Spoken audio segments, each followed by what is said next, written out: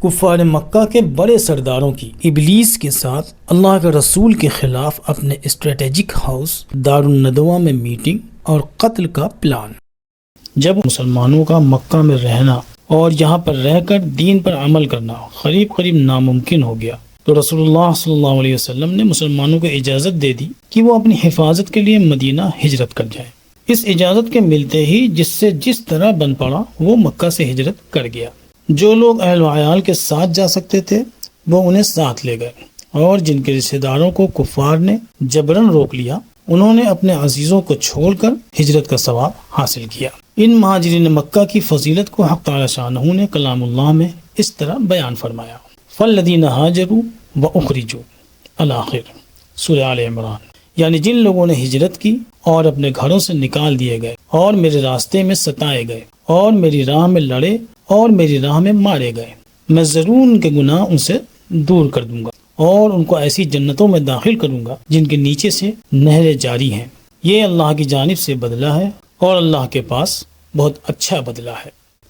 کفار مکہ نے مسلمانوں کو ہجرت کرنے سے روکنے کی ہر ممکن کوشش کی، اس کے باوجود زیادہ تر مسلمان ہجرت کر کے مدینہ پہنچنے میں کامیاب ہو گئے۔ صرف وہ لوگ مکہ میں رہ گئے جو اپنے سفر کا خرچ نہیں اٹھا سکتے تھے، یا پھر کمزور اور لاچار تھے، یا کفار کے مظالم سے مجبور تھے۔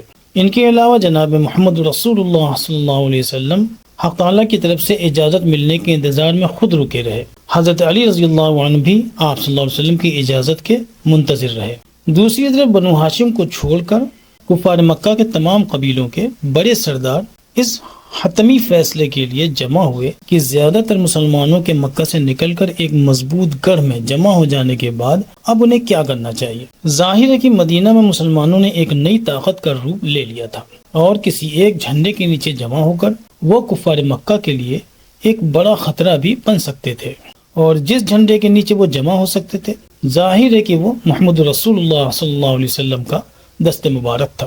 اس لیے مناسب یہی تھا کہ اس جھنڈے کے لہرانے سے پہلے ہی اسے اکھاڑ کر پھینک دیا جائے۔ چنانچہ کفار کے دارالندوہ میں ان کے سرداروں کا ایک عظیم الشان جلسہ ہوا۔ دارالندوہ وہ مسجد حرام سے متصل قصی بن کلاب کا مکان تھا جس کو ان لوگوں نے قومی مسائل میں مشورہ اور مجلس کرنے کے لیے مخصوص کر رکھا تھا۔ آج کے زمانے میں اس جگہ کو مسجد حرام میں شامل کر لیا گیا ہے اور وہ مسجد کا حصہ بن گئی ہے۔ تاریخی اعتبار سے اس وقت جو باب الزیادات ہے اسی جگہ کو نبی کریم صلی اللہ علیہ وسلم کے زمانے میں کفار مکہ نے دارالندوہ کے طور پر استعمال کیا تھا۔ اس میٹنگ میں کفار کے بڑے اور نامی سردار شامل ہوئے، جن میں سے اہم یہ لوگ تھے: ابو جہل بن ہشام، بینہ، امیہ بن خلف، ابو البختری بن ہشام، زمع بن اسود، حکیم بن حزام، نضر بن حارث، عتبہ، شیبہ، ابو سفیان بن حرب، طیمہ بن عدی، جبیر بن مطعم اور حارث بن عامر وغیرہ۔ ابھی مجلس شروع ہی ہوئی تھی کہ ابلیس ایک بوڑھے عربی شیخ کی صورت میں دارالندوہ کے دروازے پر پہنچا۔ لوگوں نے پوچھا کہ تم کون ہو اور کیوں آئے ہو؟ بتلایا کہ میں نجد کا رہنے والا ہوں، مجھے معلوم ہوا ہے کہ آپ لوگ ایک اہم مشورے کے لیے جمع ہوئے ہیں، تو قومی ہمدردی کی وجہ سے میں بھی حاضر ہو گیا کہ ممکن ہے کہ میں کوئی مفید مشورہ دے سکوں۔ یہ سن کر لوگوں نے اس کو بھی اندر بلا لیا اور مشورہ شروع ہوا تو ابو البختری بن ہشام نے یہ رائے پیش کی کہ ان کو یعنی حضرت صلی اللہ علیہ وسلم کو لوہے کی زنجیروں میں باندھ کر مکان کا دروازہ بند کر دیا جائے اور چھوڑ دیا جائے، یہاں تک کہ معاذ اللہ وہ آپ اپنی موت مر جائیں۔ یہ سن کر بوڑھے شیطان شیخ نجدی نے کہا کہ یہ رائے صحیح نہیں ہے، کیونکہ اگر تم نے ایسا کیا تو معاملہ چھپے گا نہیں بلکہ اس کی شہرت دور دور تک پہنچ جائے گی، اور ان کے صحابہ اور رفقا کے فدایانہ کارنامے تمہارے سامنے ہیں۔ بہت ممکن ہے کہ یہ لوگ جمع ہو کر تم پر حملہ کر دیں اور اپنے قیدی کو تم سے چھڑا لیں۔ سب طرف سے آوازیں اٹھی کہ شیخ نجدی کی بات صحیح ہے۔ اس کے بعد ابو الاسود نے یہ رائے پیش کی کہ ان کو مکہ سے نکال دیا جائے، یہ باہر جا کر جو چاہیں کرتے رہیں، ہمارا شہر ان کے فساد سے مامون ہو جائے گا اور ہمیں ان سے جنگ و جدال بھی نہیں کرنا پڑے گا۔ شیخ نجدی یہ سن کر پھر بولا کہ یہ رائے بھی صحیح نہیں ہے، کیا تمہیں معلوم نہیں کہ وہ کیسے شیریں کلام آدمی ہیں؟ لوگ ان کا کلام سن کر مفتون اور مسحور ہو جاتے ہیں۔ اگر ان کو اس طرح آزاد چھوڑ دیا تو بہت جلد اپنی طاقتور جماعت بنا لیں گے اور تم پر حملہ کر کے شکست دے دیں گے۔ اب ابو جہل بولا کہ جو کرنے کا کام ہے تم میں سے کسی نے نہیں سمجھا، میں بتاتا ہوں کہ کیا کرنا چاہیے۔ ہم عرب کے سب قبیلوں میں سے ہر قبیلے کا ایک نوجوان لے لیں اور ہر ایک کو عمدہ کام کرنے والی تلواریں دے دیں۔ یہ سب لوگ یکبارگی ان کے اوپر حملہ کریں اور قتل کر دیں۔ ان کے فساد سے تو ہم اس طرح نجات حاصل کر لیں گے۔